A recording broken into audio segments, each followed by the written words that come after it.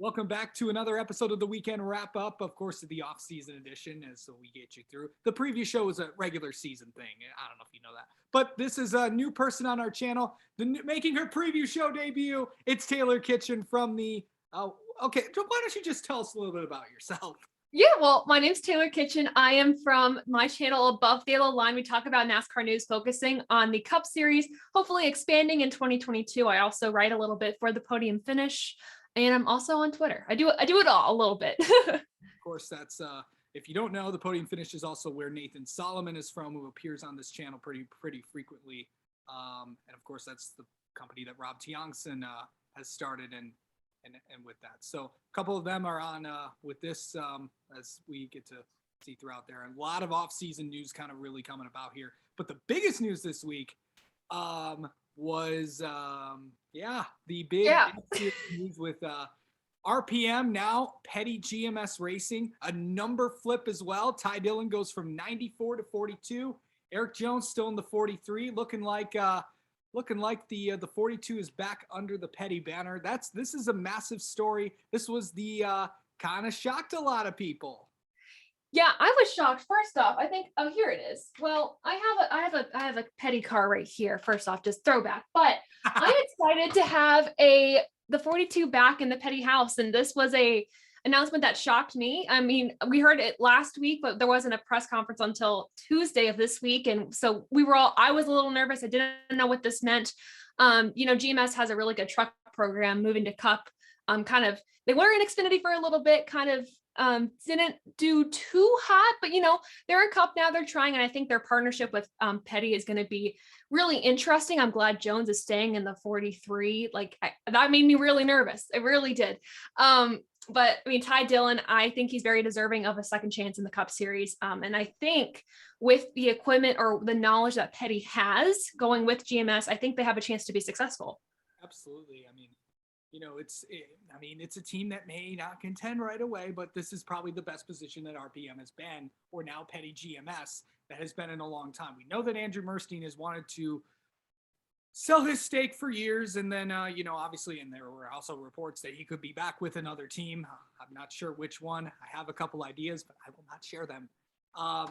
But obviously, Maury Gallagher wants to, get into the Cup Series and, obviously, with the next-gen car and all that. But yeah, this is a big opportunity for this team to really start to grow. Speaking of big opportunities, did you get caught by surprise that Landon Castle was going to go to Colling in the 10 car? How about that? That was good. That was announced today. Landon Castle and Voyager are going to Colling Racing in the NASCAR Xfinity Series. It's the best opportunity that he's had in his career for a long time. And all of us were talking on the group chat about this, and yeah, this surprised a lot of people. Obviously, I think we got notification when the Adam Stern report came out, but initially it did shock a lot of people that this was going to happen. Yeah, I think it's a very interesting choice from Colleague. I mean, obviously they have race-winning drivers. They are all very, very good. And Landon Castle, his career has been pretty interesting. I mean, last year he was at JD Motorsports. He did 32 races in the season, a 22.8 finishing position last season, best finishing position of 12th. And then as a whole, he has, I think, he has one top 5 career and then 14 top 10s in the Xfinity Series. So I don't want to say Landon Castle's a risk. I think he presents a lot of talent, and he actually, I feel like in this opportunity, has the best chance possible to show that he is capable of winning races. And I'm still shocked. I am kind of speechless about it. It's not a driver I think any of us expected, but I think if he can make the best out of this opportunity, it's going to take him far. Absolutely. And I've said this, and I think I blew up the group chat with this, and all of us are excited about the Xfinity because it's going to be loaded. It's going to be yes. You got Colleague, you got Junior Motorsports, and with all those teams, you got Gibbs. We know with Brandon Jones and what's supposed to be Ty Gibbs. Yes, he hasn't been confirmed yet, but yes, he's going there. And then you got a lot of the other ride. You got Our Motorsports, who hasn't really confirmed yet. I'm not going to say who it is, but it's also the series is so competitive this year. And from talking with a lot of the teams, they're saying, 42 cars could go, about 42 cars could be at every Xfinity race. Now with practice and qualifying back, it's definitely going to be an interesting thing to see how qualifying kind of works out. Who just making the race for a lot of these teams is going to be interesting. And I think too, I've always said this on my show, but I love the Xfinity series, just how competitive it is. In the Cup series, you've made it pretty much. I mean, of course, you still have to fight for everything you have to stay where you're at. Truck series, you're trying to move up, but the Xfinity series, that is the cusp of moving on to the greats of the greats, moving on to be like a Jeff Gordon, moving on to the Hendrick Motorsports, the Joe Gibbs Racing, like all the big teams, the Penske Cup series.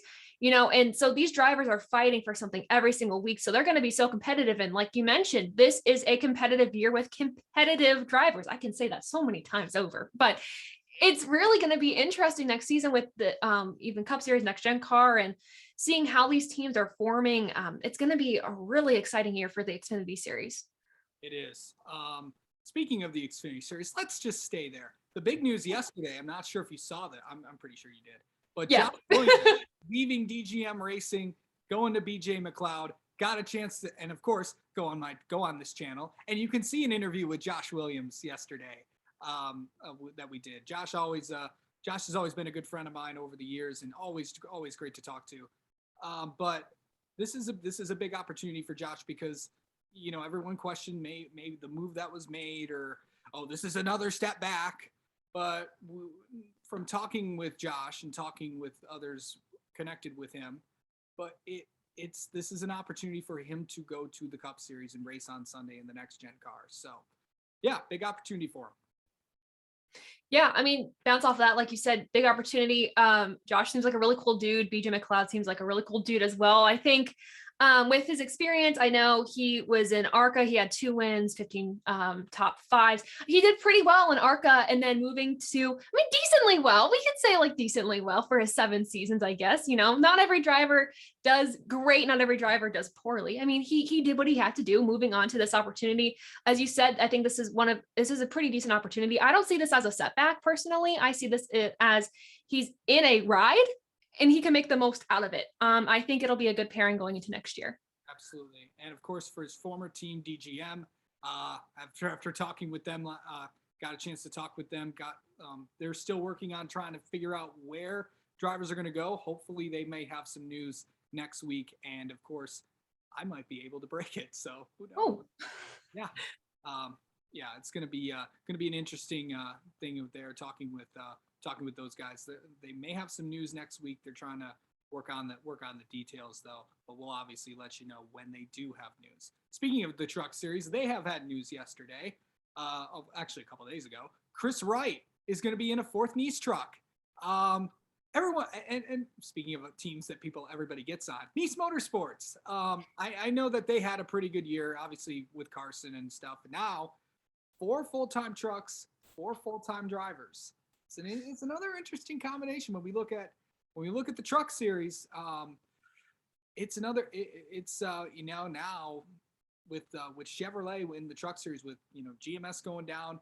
Now Nice has 4 full-time trucks and some pretty interesting things. And Chris Wright had some good starts with Youngs, especially on the road courses, but we'll just have to see how this all works out, because it's going to be a full-time season. Absolutely. I hope that they're able to stay competitive with 4 full-time cars. Of course, we know Ross Chastain really kicked things off for them. He got their team's first win, and they haven't won a ton since Ross Chastain's been on the team. So it makes me a little nervous to have 4 cars on the team right now trying to juggle everything, but at least I'm hoping they can be competitive. I think bringing in Chris Wright as a newer driver to the series, of course, he has 7 Xfinity starts, 17 truck starts. He's newer to the top 3 series here. So I think if they can kind of mold him and he can learn from them, they can learn from him. I think they have a decent chance of doing well, but it's going to be a learning year for Nice, I think, with a full stable. Yeah, it's going to be interesting to see what that goes on. Still some rides to still be confirmed in the truck series. I'll get into that later, but that's not now. But anyway, there's been some interesting paint schemes that were revealed this week. I know that Fastenal kind of announced their deal with both Chris Buescher and Brad Keselowski. They're going to be on there. McDonald's is going to be with Bubba Wallace and Kurt Busch. Yes, I know you're excited about that. I, I go to McDonald's too much. It's not good, but I love their partnership, and I think moving with Kurt Busch as well, kind of keeping the whole team involved in the McDonald's umbrella, I think will be really good. Giving more of that sponsorship to Kurt Busch. But yeah, I'm excited about that McDonald's sponsorship. More paint schemes. Like, yeah, paint schemes. Yeah, where's Michael Carey when you need him? Oh, we did a paint scheme video. I don't know if you saw that, but Michael Oh, revealed some of his best paint schemes for ooh, 2021.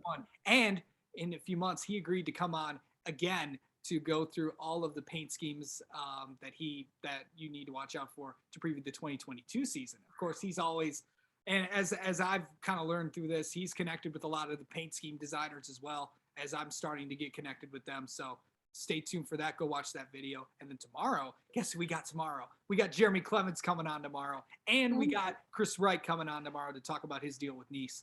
Lots of content to be shared as well. Hey, what's coming up on your channel? oh goodness. Well, dropping a video hopefully tomorrow, Friday. I'm gonna do a tier list of the drivers, ranking their seasons, giving them an A grade or an F grade. There's some bad grades in there. Just warning, but got some more creative content coming. We got gaming coming to the channel, perhaps more coverage from more than the Cup Series coming up as well, and then just more creative content working on during the off season. Yeah, go subscribe if you haven't. I did. So Thank you. that's what you need to do. And by the way, if you like what you see here, you need to hit that subscribe button, hit the like button. Good to see there. But yeah, that's gonna do it for another edition of the weekend wrap up. But Taylor, thank you so much, and welcome to the channel. I know that we're gonna, a lot of us are gonna have a lot of fun throughout the season now, especially now with the announcements that I'm gonna be there. Not saying anything yet. Don't say anything. But yeah, we're gonna have the standings for the championship, the preview show standings for the first time in 2022. Yeah, we're all going to be competing against one another. And from when we're all talking about that, it's going to be there. Also, want to give a special shout out to my good friend Marty Zakal. I know he's kind of on the mend a little bit with obviously dealing with his epilepsy and had another seizure last night. We're thinking about you, buddy. Get better. You're of course the host of RSN Trackside. Hopefully you're doing well, and got a chance to talk to him. He's doing all right. He's hanging in there, but yeah, obviously not obviously a big setback, but he'll bounce back. He always does. So good stuff there. Taylor, thanks for coming on. We'll check in with you next week and see if more NASCAR news gets revealed. Awesome. Thanks so much for having me.